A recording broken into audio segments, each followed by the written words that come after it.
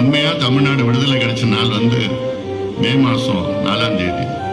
60 ஆண்டு காலமாக இருவரும் மாறி மாறி ஆட்சி செய்து உண்மையான தமிழ்நாட்டுக்கு விடுதலை கிடைத்த நாள் என்று மக்கள் ஒரு புரட்சியை ஏற்படுத்தினார்கள். சி ஜோசப் விஜய் எனும் நாள்